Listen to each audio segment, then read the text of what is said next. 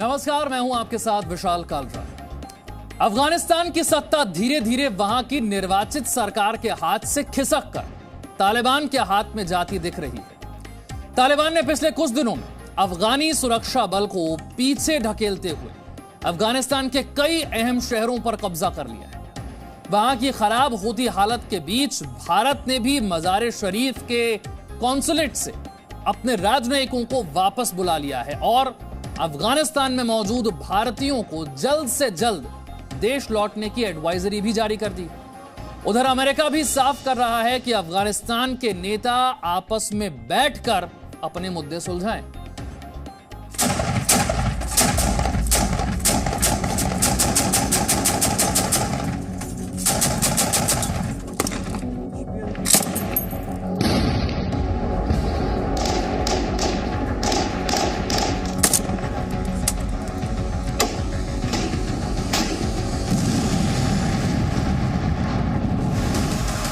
जंग जोरदार है।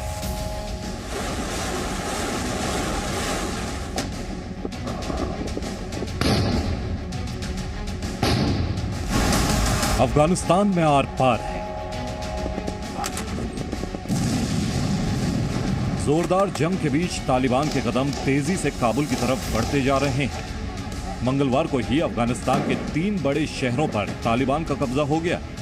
ये शहर हैं पुल ई खुमरी, फैजाबाद, फराह।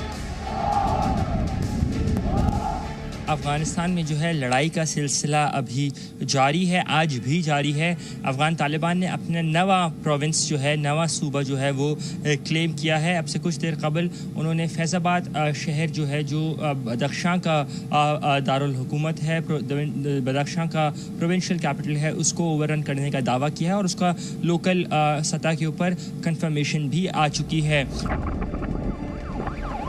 पिछले 2-3 दिनों में तालिबान ने करीब 1 दर्जन शहरों पर अपना कब्जा जमा लिया है, जिससे अफगानी सेना की मुश्किलें बढ़ती दिख रही हैं।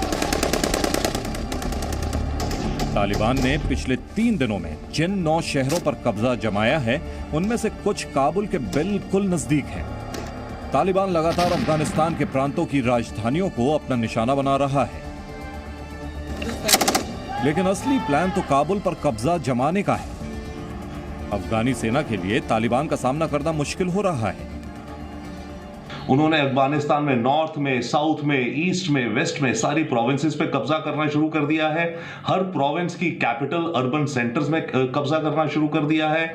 उन्होंने अपने देश के जो बॉर्डर पॉइंट्स हैं, ताजिकिस्तान के साथ, ईरान के साथ, तुर्कमेनिस्तान के साथ, वो बॉर्डर पॉइंट्स जो अफगान सरकार चलाती थी, कस्टम्स, उस पे तालिबान ने कब्जा कर लिया है।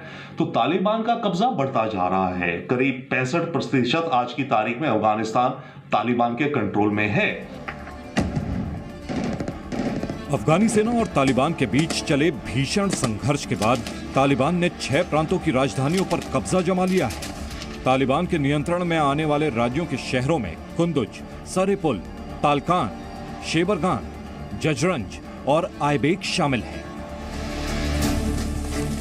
जानकारों के मुताबिक कुंदुज पर तालिबान का नियंत्रण उनकी अब तक की सबसे बड़ी कामयाबी है, क्योंकि रणनीतिक लिहाज से कुंदुज काफी अहम है।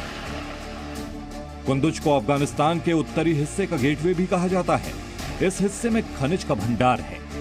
यहां से राजधानी काबुल समेत देश के कई अन्य बड़े शहरों के लिए हाईवे गुजरते हैं। ताजिकिस्तान की सीमा भी कुंदुज प्रांत से लगी हुई है। इस शहर की आबादी करीब 2,70,000 है।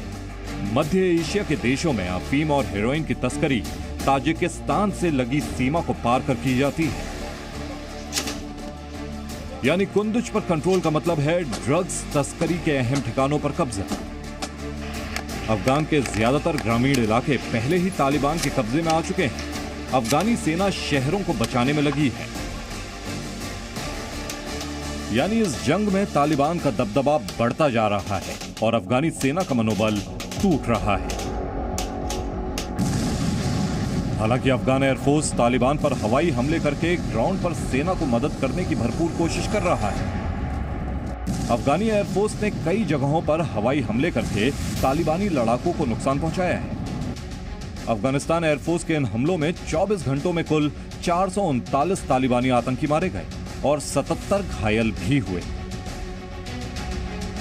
इस सब के बीच अफगानिस्तान के राष्ट्रपति अशरफ गनी मज़ार शरीफ का दौरा कर रहे हैं। यहां पर राष्ट्रपति सेना के उन अधिकारियों से मुलाकात कर रहे हैं जो यहां पर तालिबान के लड़ाकों का मुकाबला कर रहे हैं। काबुल के बाद अब मज़ार शरीफ अफगानिस्तान के लिए बेहद अहम है। आज मज़ार शरीफ में जहां मैं मौजूद हूं, अब से कुछ देर कबल अफ़गान सदर अशरफ गनी वो आए हैं। उनके साथ साथ उनके पॉलिटिकल एडवाइज़र मोहम्मद सलीम मुहक़्क़िक़ जो हैं वो भी यहां पर मौजूद हैं और एक सिक्योरिटी लेवल मीटिंग जो है वो यहां पे चेयर करेंगे, जिसमें उस्ताद अता नूर जो गवर्नर थे बल्ख के वो भी उस मीटिंग में मौजूद होंगे। गुज़िश्ता रात हमने देखा कि मार्शल अब्दुल रशीद दोस्तम जो कि एक बड़े नून वॉरलॉर्ड हैं वो यहाँ आए, वो मज़ार शरीफ पहुँचे। उनका अपना होम टाउन शबरगान का जो है जॉर्जटाउन सूबे में जो मौजूद है उसको हफ्ते के दिन तालिबान ने ओवररन किया और अब उनकी कोशिश ये है कि वो मिलिशिया लीड करके जॉर्जटाउन का जो कंट्रोल है वो वापस हुकूमत के हाथ में दे सकें। अफगानिस्तान में गहराते संकट के बीच भारत अपने लोगों को वहां से निकाल रहा है। 50 भारतीयों को मज़ार शरीफ से स्पेशल फ्लाइट से दिल्ली लाया गया। इस प्रांत की सीमा मध्य एशिया से जुड़ी है। ऐसे में तालिबानियों का यहां तक पहुंचना अफगान सरकार के लिए बड़े संकट का संकेत है। अफगानिस्तान में करीब 1500 भारतीय काम करते हैं। काबुल में भारतीय मिशन ने सभी भारतीयों के लिए सुरक्षा को लेकर एडवाइजरी जारी की है। इसमें अफगानिस्तान और भारत के बीच कमर्शियल फ्लाइट्स बंद होने से पहले उन्हें स्वदेश लौटने को कहा गया है। मज़ार शरीफ स्थित वाणिज्य दूतावास से भी भारत अपने राजनयिकों को निकाल रहा है। इससे पहले भारत कंधार से अपने राजनयिकों को वापस बुला चुका है। फिलहाल काबुल में भारतीय दूतावास अभी भी बंद नहीं किया गया है। आगे समय के लिए लगता तो यह है डेफिनेटली कि तालिबान का पलड़ा बहुत भारी है, वो दबाए जा रहे हैं, परंतु क्या तालिबान इस सिचुएशन में आ जाएंगे कि वो काबुल पे रूल करें और रूल करने के साथ साथ वो पूरे अफगानिस्तान की गवर्नेंस कर पाए, वो कहना अभी मुश्किल है।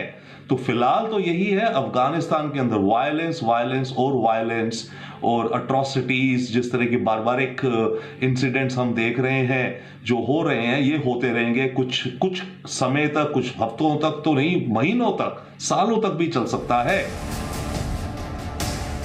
अफगानिस्तान के स्टार क्रिकेटर राशिद खान ने भी दुनिया से मदद की गुहार लगाई है। मंगलवार को राशिद ने ट्विटर पर लिखा कि मेरा देश इस वक्त मुश्किल में है। हजारों निर्दोष बच्चे, महिलाएं, लोग शहीद हो रहे हैं, घर बर्बाद हो रहे हैं। हमें बर्बाद होता ना छोड़ें, हम शांति चाहते हैं।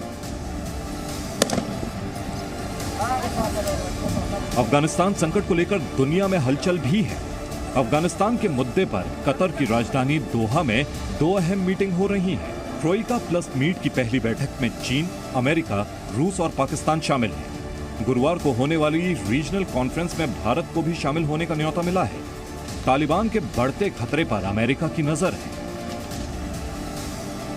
Obviously, it is a challenging security environment, and were we confident, were we comfortable having a larger staffing presence there, we would.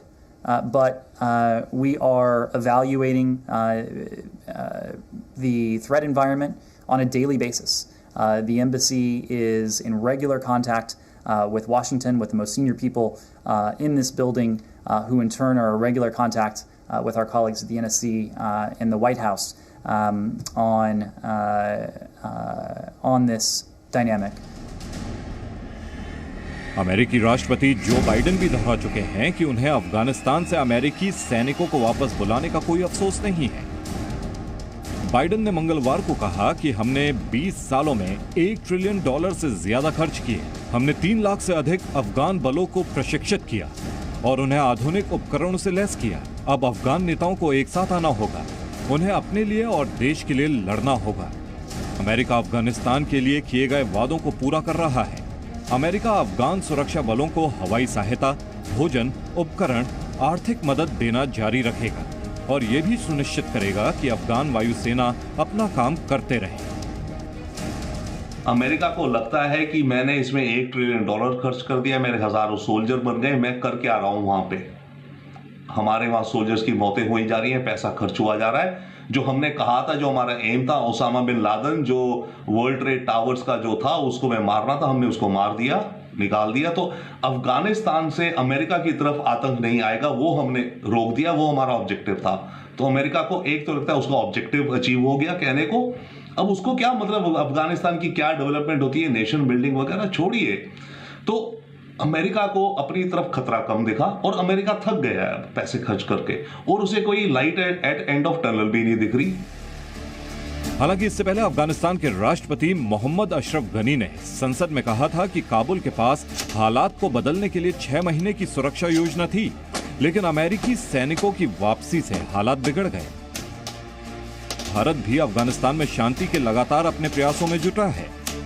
पिछले हफ्ते संयुक्त राष्ट्र सुरक्षा परिषद की मीटिंग में भारत के प्रतिनिधि टी.एस. तिरुमूर्ति ने तालिबान को बातचीत करने और हिंसा का रास्ता छोड़ने की बात कही थी। सुरक्षा परिषद की बैठक में अफगानिस्तान ने पाकिस्तान पर तालिबान का समर्थन करने का आरोप लगाया।